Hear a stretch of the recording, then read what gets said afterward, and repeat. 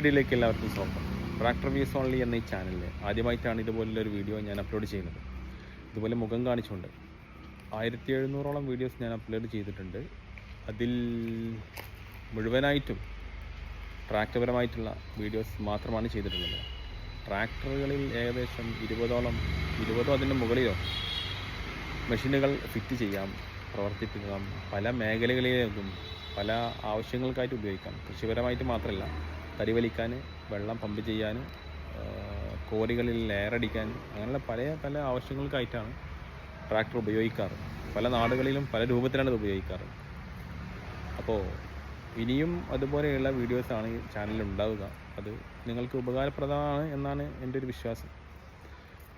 എന്തായാലും നിങ്ങളിൽ 99% ആൾക്കാരും എന്നെ കണ്ടിട്ടുണ്ടാവാൻ സാധ്യത വളരെ കുറവാണ്.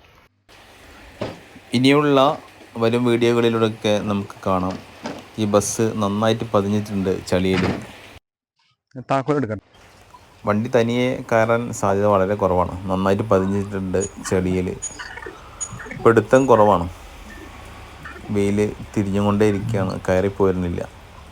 ഇനിയിപ്പോൾ എന്തായാലും ട്രാക്ടർ എടുക്കുന്നില്ല, നിവൃത്തിയില്ല. ട്രാക്ടർ സ്വന്തമായിട്ട് വലിച്ച് കയറുമോ എന്ന് നോക്കട്ടെ, ബസ്സിൽ ഡ്രൈവർ ഇല്ലാതെ.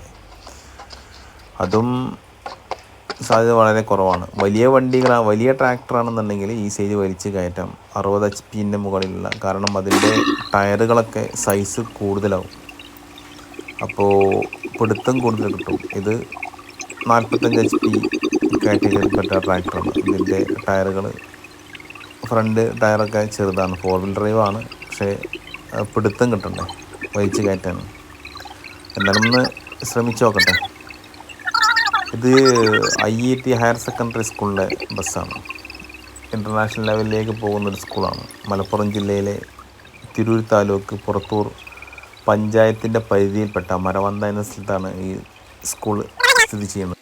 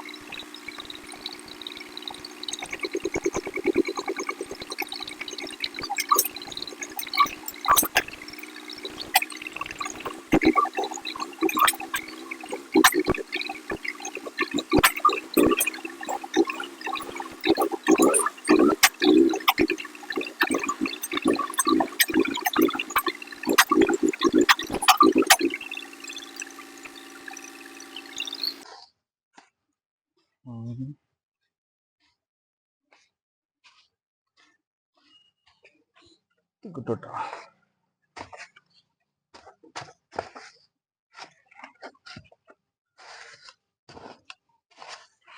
ഇത് കിട്ടും.